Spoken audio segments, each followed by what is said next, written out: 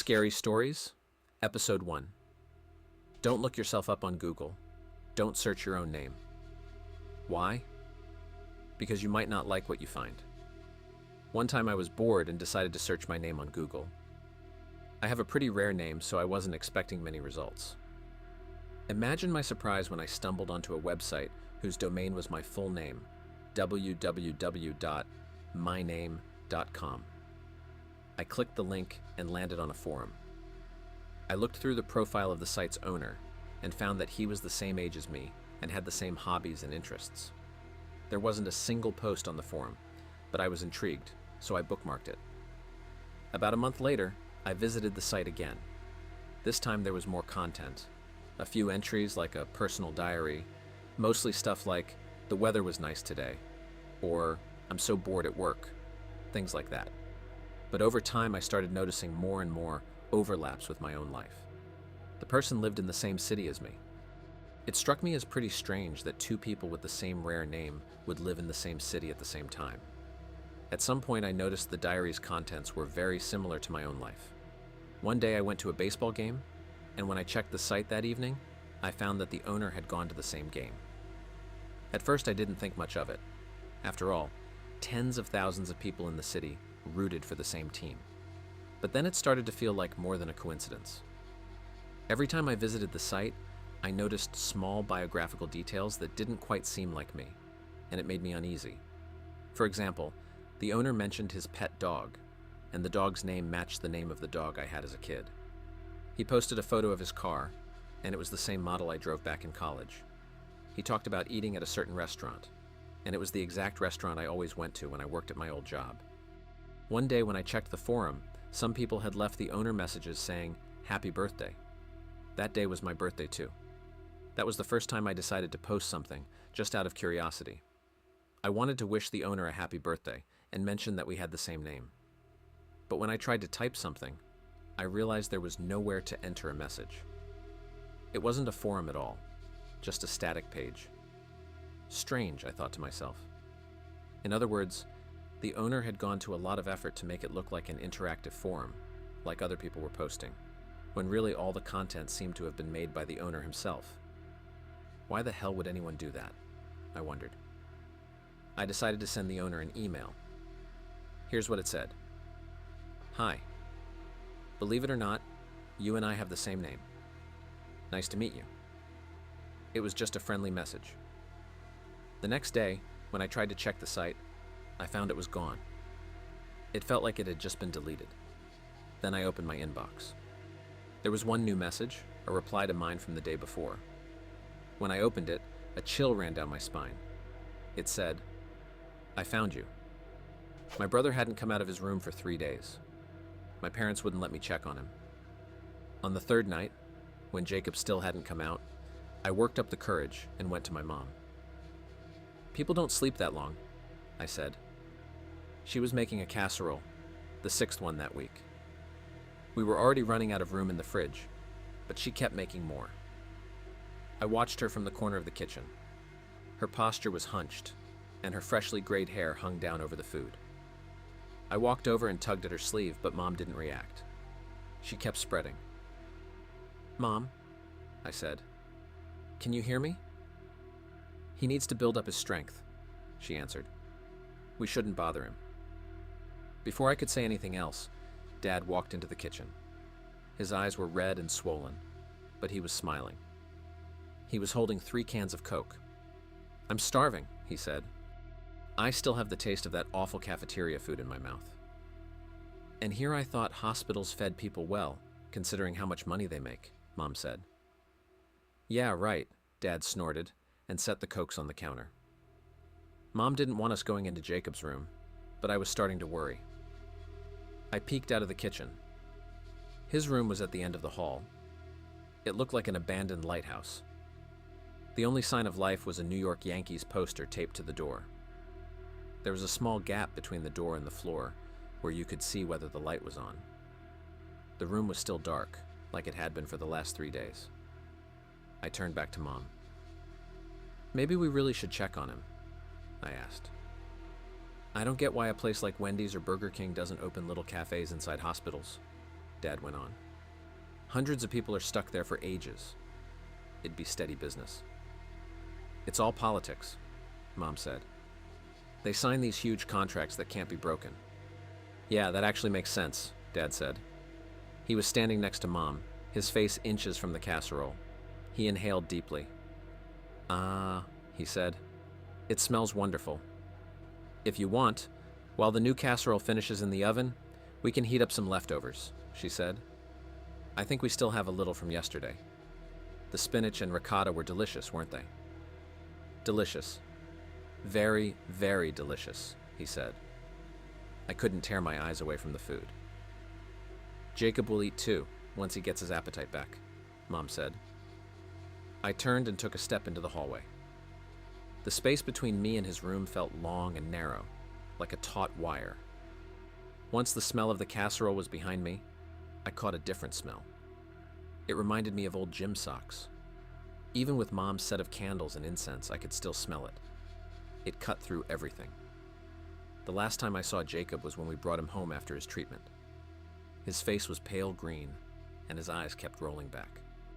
Mom told me to keep talking to him so he wouldn't withdraw into himself. I told him about my friends at school and how they were always pulling pranks on the teacher, putting tacks on her chair. It wasn't true.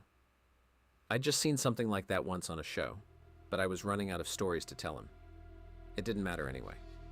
Jacob didn't react at all. He just coughed. Pink drool ran down onto his shirt. Danny, Mom said, maybe heat up the leftovers. Let's all have a nice meal together right now. I can't stop thinking about that casserole, Dad said. I dreamed about it last night. I ignored my parents and focused on my brother's door. I didn't dream about casserole like Dad. That night, a different dream wouldn't let go of me. My brother runs in and flicks me on the ear. It was a game we used to play a lot. You tiptoe up, then the attacker runs in, gets a couple of good flicks on the ear, and runs off. In my dream, Jacob runs in and hits me, but I don't move. But I just stand there. He flicks, laughs, then flicks again. Sometimes he flicked so hard my ear flew off. Snap out of it, Danny, Dad said, snapping his fingers in front of my face. He was standing in front of me, blocking Jacob's door with his body. Could you heat up 4 servings of casserole? In case Jacob wants some, we'll eat it before the new one is ready. I want Jacob to try it too, because in my opinion, it's one of the best your mom's ever made. I looked up and stared at him for a while. I couldn't say what I was thinking, so I wanted Dad to feel it.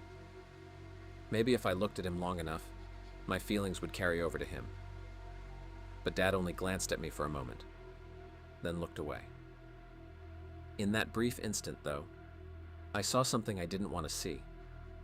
It was like looking into the tunnel of the deepest well in the world. Come on, he said.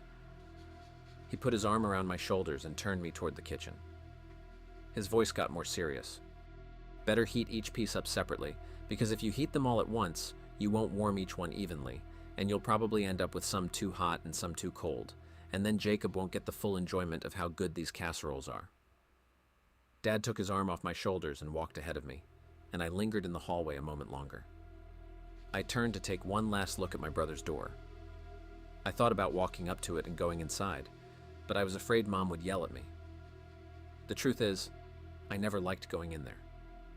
There was a bucket by his bed for throwing up, always full of pink sludge, and there were always clumps of hair on the pillows. Even before the last hospital visit, Mom made me go in and talk to him, but I always came up with some excuse, like I had a cold and didn't want to get him sick. When I couldn't weasel out of it, I'd stay in there for a few minutes and watch him try to breathe. I'd tell him about some show I'd seen on TV, and then run back to my room. I lifted my head. I thought I was walking back to the kitchen, but I was moving toward the door. I didn't want to, but I kept moving, like a puppeteer was controlling my limbs. I put my hand on the doorknob, turned it, and opened the door. The smell of dirty gym socks filled my head like helium. Through the darkness, I could make out my brother's face. Soft evening light fell on it. His eyes were open, staring at the ceiling. His arms were straight as a ruler, and his fingers were curled up like dried roses. I walked over to his bed. Red drool was dripping from my brother's lips.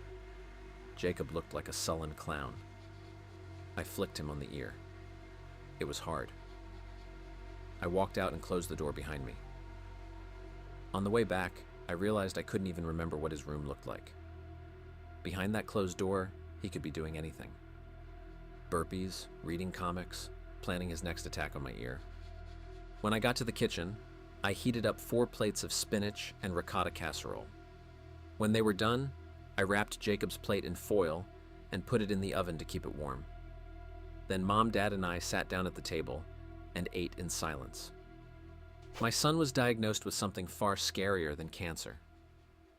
"Mommy, my groin hurts."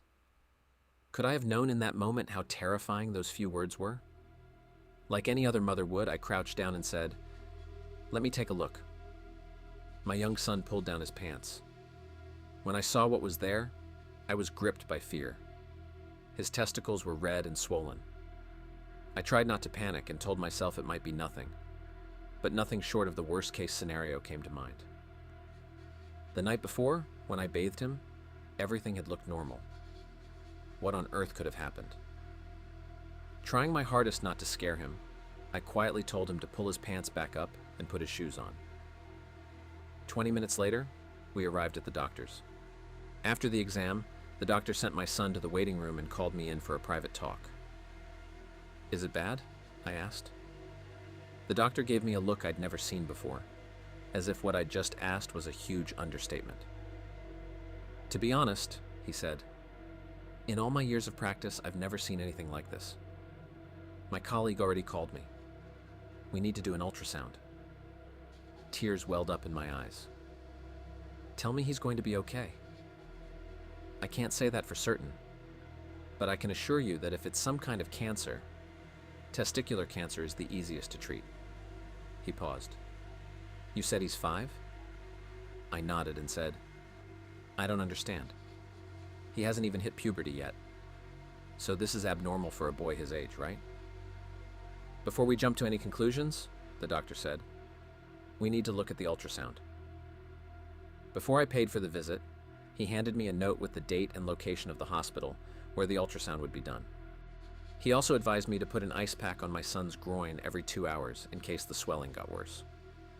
First thing the next morning, I drove to the address on the note and met a man named Dr. Jasper Harris. "Hello?" he said to me, then looked at my son. He crouched down. "Hi there. What's your name?" My son answered. The pointless small talk started to irritate me. All I wanted was to get the procedure over with. The sooner it happened, the sooner my child would go back to a normal life. Dr. Harris led us both into a room and gave my son a hospital gown. I sat in the waiting room with a book while they did the ultrasound. I stared at the page but couldn't read. All my thoughts were on my son. Later, Dr. Harris came into the waiting room with an extremely grim look on his face. "Come with me," he said. He led me into a room full of medical computers. "Please, have a seat." He set a chair next to a large screen, then showed me the scans. "Oh God," I said, covering my mouth with my hand. The scans showed 2 testicles bigger than a grown man's. On the ultrasound, both were white. "We need to operate immediately," Dr. Harris said. "I've never seen anything like this. It looks like a tumor has completely consumed his testicles." I sat in the chair and cried. The doctor put a hand on my shoulder, trying to comfort me, but it didn't help. "Please," I said, "save my son." Nothing could be done that day because of various complications caused by the coronavirus. I was lucky I'd even managed to get an ultrasound appointment, so I thanked God for everything and tried to stay calm. By this point, my son was almost completely unaware of what was going on, or at least that's how it seemed to me. On the way home from the hospital, sitting in his car seat, he suddenly asked, "Mom?" I looked at his reflection in the mirror. "Yeah? Grandma says when we die, we go to heaven. Is that true?" I lost the ability to speak. What was I supposed to say? And how had the thought of death even entered his head? Had the doctor said something to him? Was it just a coincidence? Or did some inner instinct tell him how serious his illness was? A tear rolled down my cheek. I don't know, baby. He lay on the operating table, unconscious. The surgeon and his assistants bustled around him, getting ready for the incision. Before they put him under, he cried and made it clear he wanted me in the room during the operation. I want you to be with me, he told me. It felt like he hadn't finished the sentence, like he was trying to say, I want you to be with me if I die. I stood in the corner of the cold operating room in a gown, rubber gloves, a mask, and safety goggles. I stared at my feet, waiting for the inevitable. Would my little boy become a freak in the eyes of his peers, an outcast in society? Would he ever find a woman to love him, not as a mother, but as a partner? These strange, useless thoughts shot through my head like a rocket on a set course through the constellations of space. The doctors told me not to look if I didn't want to, and I didn't want to. But the moment I heard the scalpel cut into flesh, there was this sound, a vile sound, a careless, crude, vile sound. The medics surrounded my son, and I couldn't see him through their bodies. I stood on my tiptoes, but still wasn't tall enough to see. "Oh God," a nurse said. "What the surgeon said through his masked face. Wet, slapping sounds came from behind the mask. Something was falling onto the floor. Blood. The doctor and nurses stepped back. One nurse screamed and dropped the scalpel. She ran out of the room. The doors flew open. The sound of falling wet drops didn't stop. I looked at the surgeon's feet. Something was squirming there on the floor. Snakes? No. Too small. Centipedes? No. They had no legs. When the surgeons and the remaining nurse stepped away from the table, I could see everything. Everything laid out in front of me. "Sweetie, breakfast is ready." "Coming, Mom." "Mommy?" "Yes?" My groin hurts. Parasites. Wet slime, a sticky mass from a world far beyond human imagination, poured out of my little boy. But no, let's skip the melodrama. I'll say it plainly and clearly. There was a nest of goddamn worms inside my son.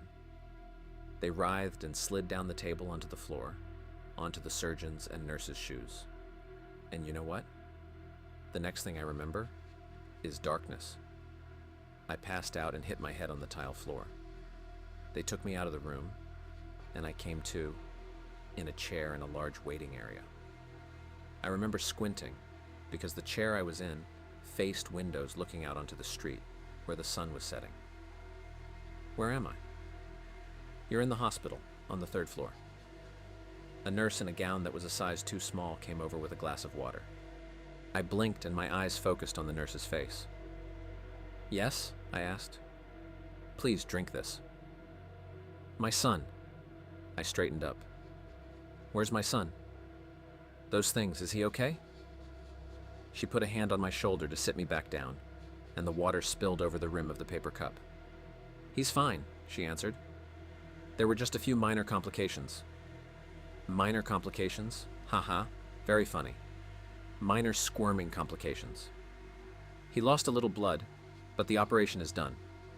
You'll be able to see him in a few hours." After that, I spoke with the surgeon about what had happened on the operating table.